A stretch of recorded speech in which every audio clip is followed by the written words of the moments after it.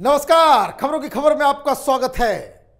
प्रधानमंत्री नरेंद्र मोदी ने लाल किले के प्राचीर से यह घोषणा की थी कि हिंदुस्तान में ड्रग्स नशे के खिलाफ एक मुहिम की शुरुआत हो रही है और इस ड्रग्स के कारोबार में जो कोई भी बड़ा नेता हो, एक्टर हो, एक्ट्रेस हो, वो इसकी जाल में फंसेगा, उसे छोड़ा नहीं जाएगा। आज एक बड़ी खबर आई है।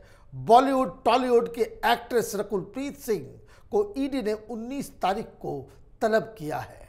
मामला ड्रग्स का है और ये जानना जरूरी है, ये समझना भी जरूरी है और इसे याद करना भी जरूरी है कि किस तरीके से सुशांत सिंह राजपूत की मौत के बाद पूरी बॉलीवुड में एनसीबी ने कार्रवाई की थी, लेकिन वो कार्रवाई अब तक पूरी नहीं हुई है। कई सारे लोग छूट गए। क्यों छूटे, ये सवाल मोदी सरकार को देना होगा। कई लोग से पूछताछ हुई लेकिन किसी को कोई पनिशमेंट, ये मसला चलता चला जा रहा है, घसीटता चला जा रहा है। कोर्ट में केस है लेकिन कोर्ट के अलावा जिस तरीके से फिल्म इंडस्ट्री को ड्रग माफिया ने कब्जा कर रखा है, उसके चंगुल में फंसा हुआ है हिंदुस्तान की फिल्म इंडस्ट्री, चाहे वो मुंबई हो, चाहे वो बेंगलोर हो, चाहे वो हैदराबाद हो, चाहे वो मद्रास हो। और उसी सिलसिले में ये जो खबर आई है, ये मुंबई की नहीं बल्कि बेंगलोर में ड्रग्स के कारोबार में फंसे फिल्म इंडस्ट्री के लोग और पॉलिटिशियंस के नेक्सस का एक बड़ा खुलासा। और उसकी तहकीकात में ईडी ने 19 तारीख को एक पॉलिटिशियन और एक्ट्रेस रकुलप्रीत सिंह को बुलाया है। मसला डिटेल में जानेंगे, समझेंगे, आपको भी ताज्जुब होगा। लेकिन आपको बता दें, रकुलप्रीत सिंह से साफ साफ कहा गया है कि अपने सारे दस्तावेज आप लेकर के आए। और ये टीआरएस जो अब बीआरएस के नाम से जानी जाती है, ये पार्टी केसीआर की पार्टी, उसके एक एमएलए को भी, बड़ा धाकड़ एमएलए है, उसको भी 19 तारीख को बुलाया गया है। मतलब ईडी के 2 मेहमान होंगे एक ही केस में। ये बेंगलोर के ड्रग केस का मसला है और उनसे आमने सामने बिठा करके पूछताछ की जाएगी। ईडी ने क्यों बुलाया है? क्योंकि ईडी के पास इस बात के सबूत मिले हैं कि इस ड्रग्स के कारोबार में करोड़ों रुपए का लेन देन किया गया है और इसमें ये सारे लोग इसमें संलिप्त हैं। ऑलरेडी केस चल रहा है। मसला 3 साल पुराना है। 3 साल पहले एक रेड, कहां? बेंगलोर में खबर आई, producer Shankar Gowda organized a party for his friends in Bangalore. Gowda invited celebrities, political leaders and businessmen for the party. Rohit Reddy attended the event along with 2 businessmen, Kalahar Reddy and Sandeep Reddy, for allegedly dealing a land issue in Bangalore. Earlier, Govindpura police arrested a celebrity in Bangalore in connection with the drug case, and there were allegations against Rohit Reddy for attending the party in which drugs were allegedly supplied. एक director हैं शंकर गौड़ा, उन्होंने एक घर में party organise की। Actor, actresses, politicians, businessman सारे लोग आए और बताया जाता है कि उसमें ड्रग्स खुलेआम सप्लाई किया गया।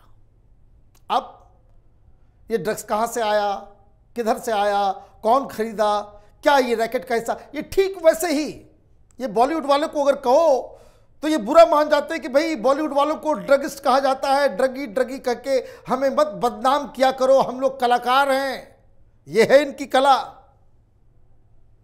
बॉलीवुड के अंदर हो या फिर टॉलीवुड के अंदर या फिर हर फिल्म इंडस्ट्री के अंदर आजकल ये ड्रग्स का जो चलन है, इसके खिलाफ सरकार को कोई कड़े एक्शन लेने की आवश्यकता है। और अभी इस केस में एक्शन हो रहा है तो इसका मतलब ये है कि आप इस बात को लेकर के पॉजिटिव हो सकते हैं कि शायद सरकार की नींद टूटी है और ये करोड़ों रुपए जनता के जेब से कमाने वाले लोग इनको अकाउंटेबल ठहराया जाए। रेड हुआ, लोग पकड़े गए, सारी चीजें हो गई, मामला दब गया, कोई एक्शन नहीं हुआ। फिर खबर आई और गई। लेकिन पिछले साल इसी केस में 2 नाइजीरियाई ड्रग पेडलर्स को पकड़ा गया और उसके साथ 4 करोड़ रुपए भी मिले। अब यहां से ये केस जो है दूसरे डायमेंशन में जाता है, क्योंकि ये जो नाइजीरियाई को पकड़ा गया तो इसने सारे राज उगल दिए। तब इसने बताया कि भाई किस तरीके से सारा चीज हुआ, कौन कौन लोग शामिल हैं, किस तरीके से। जैसे मुंबई के अंदर भी नाइजीरिया, वेस्ट एशिया और यूरोप से ड्रग्स की सप्लाई होती है। ये एनसीबी के लोग कई बार बता चुके हैं। एक पूरा का पूरा कम से कम माने सैकड़ों लोग इस धंधे में जुटे हुए हैं, और चाहे वो चाइल्ड प्रोस्टिट्यूशन का मसला हो या प्रोस्टिट्यूशन का मसला हो या फिर ड्रग्स का मसला हो, ये ऐसे धंधे हैं जो पॉसिबल तभी हो सकता है जब तक वहां की सरकार, वहां के पॉलिटिशियंस, वहां की पुलिस इस धंधे को सपोर्ट ना कर रही हो। सपोर्ट मिलता है, ये धंधा होता है।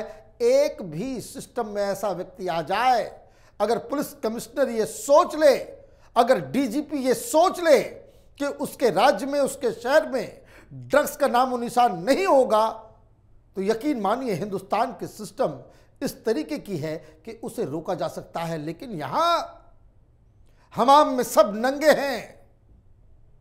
नाइजीरियाई को पकड़ा गया और उसने कई सारे एक्टर एक्ट्रेसेस का नाम लिया, और इसी में इसने ये बीआरएस के एमएलए रोहित रेड्डी और एक टॉलीवुड एक्ट्रेस तनिष का नाम भी लिया।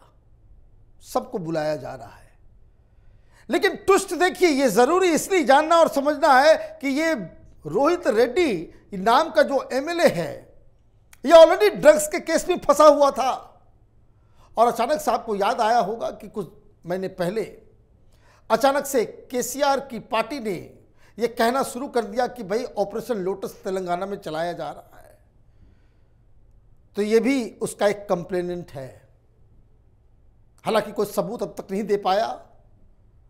कहानी तो बहुत सारी बन गई। भारतीय जनता पार्टी ने भी कहा कि भाई इसकी जांच हो, सीबीआई जांच हो, जुडिशियल कमीशन मिटा दो। कोई आदमी आपसे कोई कांटेक्ट में था नहीं, लेकिन आपने एक बाउंडर क्रिएट किया, क्योंकि इस तरह का फॉल्स फ्लैग उठाने का ये केजरीवाल ने शुरू किया कि भाई हमारे एमएलए को खरीदा जा रहा है। उसी तरीके से केसीआर ने भी किया। अब इसको राजनीतिक ट्विस्ट इस तरीके से दिया जा रहा है कि 2 दिन पहले इसने इस केस में जाकर के गवाही दी थी, इसलिए ईडी बुलाया नहीं। नाइजीरियंस जो ड्रग पेडलर्स थे, उनके द्वारा दिए गए नामों को ईडी अब बुला रही है। रकुल प्रीत सिंह आइसबर्ग का वो टिप है जो नजर आ रहा है, और जो दबा हुआ है उसे बाहर निकालने का काम हिंदुस्तान की एजेंसियों का है।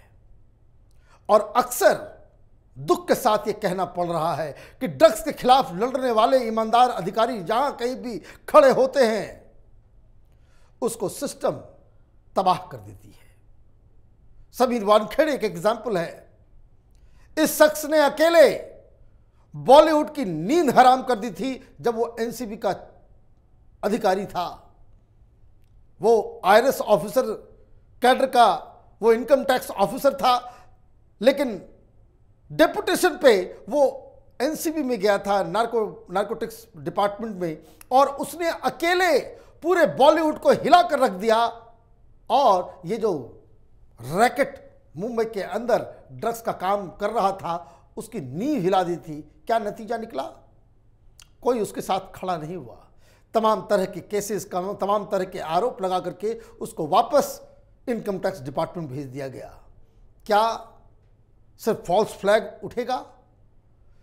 ये फिल्म एक्टर एक्ट्रेसेस को पकड़ के सिर्फ पूछताछ की जाएगी? जिस तरह से बॉलीवुड में तमाम लोगों को पकड़ के छोड़ दिया गया, क्या इस तरीके से भी बेंगलोर के इस ड्रग केस में होगा? ये कई सारे सवाल हैं जो केंद्रीय एजेंसियों को देना होगा इसका जवाब, क्योंकि धीरे धीरे और खास करके जब से सुशांत सिंह राजपूत के केस में सीबीआई और ईडी और तमाम एनसीबी इन लोगों ने चुप्पी साध रखी है, लोगों का भरोसा इस तरह के एजेंसियों से उठता चला जा रहा है।